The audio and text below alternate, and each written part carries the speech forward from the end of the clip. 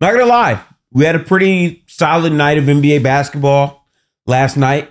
I'm back from Minnesota. Yes, I did go to game 3. Yes, they got blitzed. We'll get to that later in this video. But Shai, man, shout out to Shai. He hooped.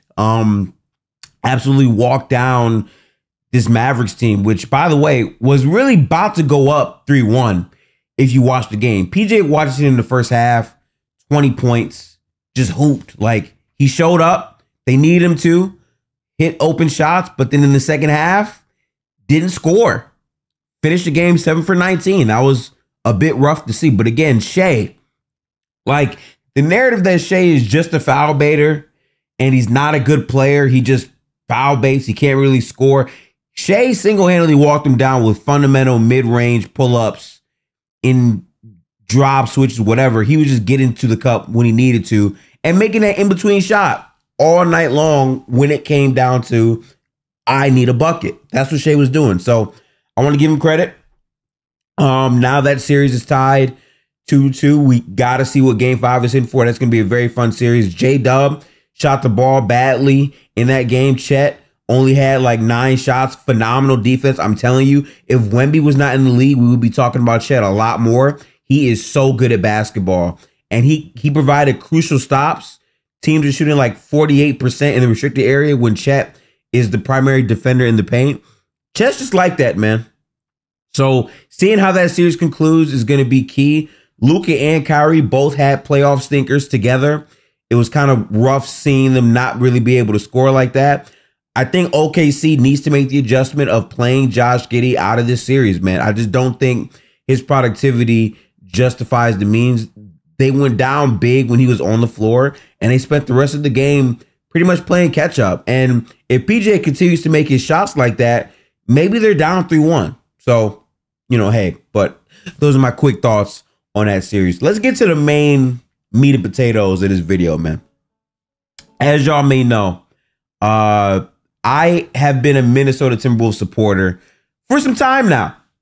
Okay, I have many videos on the channel where I told people that Minnesota as a team were going to be a pretty good team. I said last season, Minnesota is going to be the #1 seed. Cat got hurt. They instead were the 8th seed. They went out in 5 games to a Denver Nuggets team. Now we're getting a rematch of that same series. The difference is the entire year Minnesota's been a great basketball team. They were the 3rd seed, but literally they were 1 game away from being the 1 seed.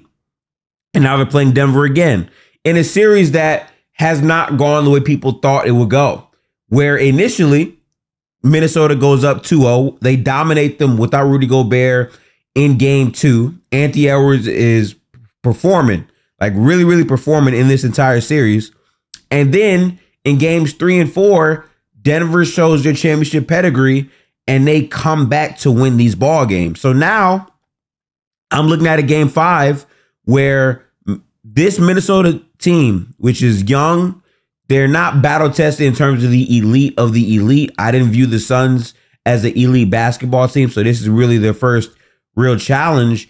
And now they're in a spot where you have to beat a championship team in their home court in Denver. Now, granted, they've already done it twice, but beating Denver 3 times at home in the postseason, just on paper, is a very, very hard thing to do. But they're going to have a chance to do it. I have to be honest.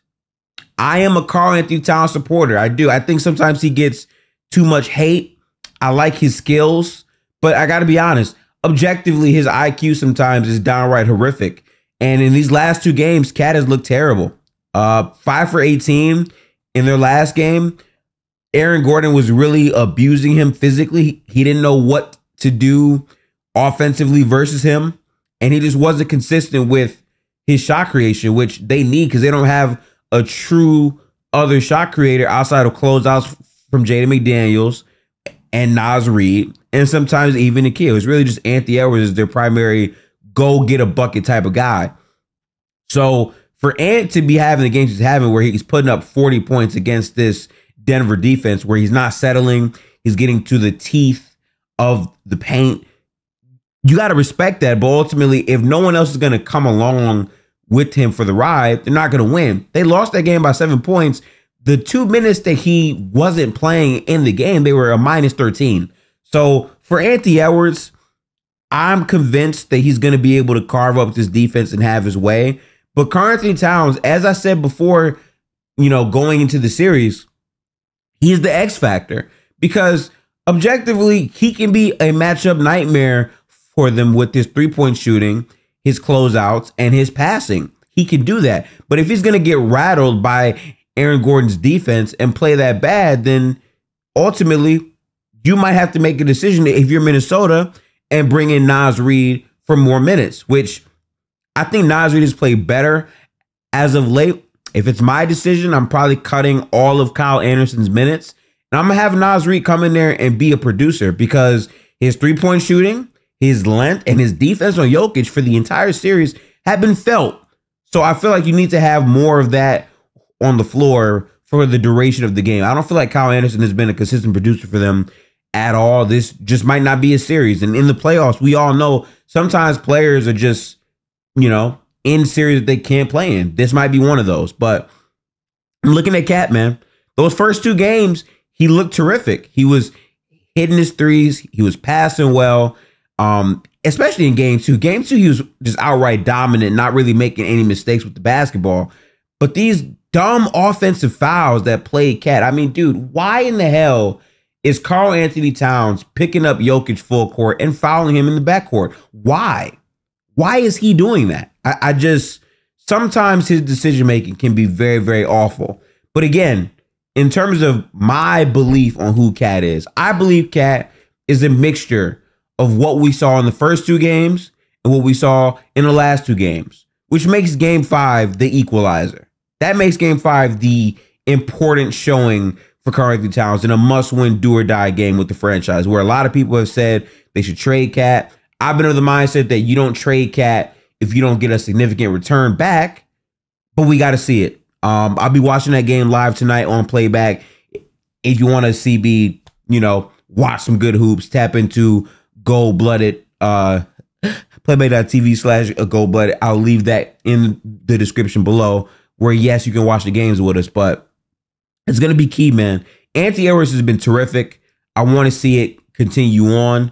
If they beat Denver, I think this series probably is a 7-game series. Me personally, I said that if Denver tied up the series 2-2, headed back, it would be a 7-game series. And I'm not going to lie. I'm not going to do this thing where people just lie on their takes.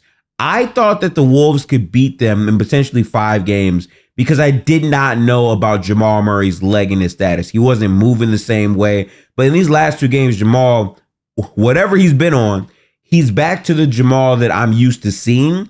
And it's coming at a critical time for Denver that really doesn't have great production in other areas, even though in these last 2 games, they're back to hitting shots when they do have high shot quality overall. So it's going to be curious what we see develop from that and even past this series. Me personally, if you ask me, I feel like whichever team wins in this series is the team that's going to go to the finals. I just think that they're that level of talent with the size, the rebounding, all that. I just think it's going to be a lot for either the Mavericks or the Oklahoma City Thunder. I could be wrong about that, but that's just how I view it. So that's why this playoff series matters to me so significantly and why tonight is going to be such an important watch for Western Conference playoff basketball.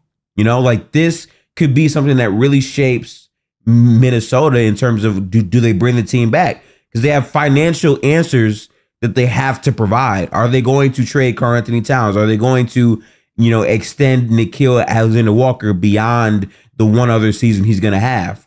They have real, choices they have to make.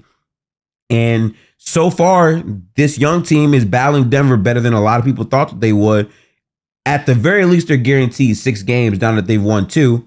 But it comes down to this game 5. Are they going to make the adjustments? Is Karl-Anthony Towns going to be aggressive with this 3-point shot and using his size to attack from the perimeter? Or is he going to shrivel up, turn the ball over, get consistent offensive fouls off of push-offs, and not be consistent? I don't know. But I believe in Anthony Edwards. So we'll see what that looks like. I had a more detailed video breaking down my game 3 trip and whatnot, but my data got corrupted, so that's unfortunate for me. But I will be updating this channel later with more and more of those things. I wanted to give you guys a quick synopsis of last night's games. I didn't even touch on the Cleveland game as much because no Donovan Mitchell. Celtics are going to cakewalk to the conference finals. They've only lost 1 game in the series. I had Boston in 5, and that prediction seems to be right. But my God, Darius Garland, it looks awful. So that's my quick analysis of the Boston and Cavs series. But peace out. Appreciate basketball. Lock in tonight. We got some good games. I'll catch you guys. Have a good one. Salute.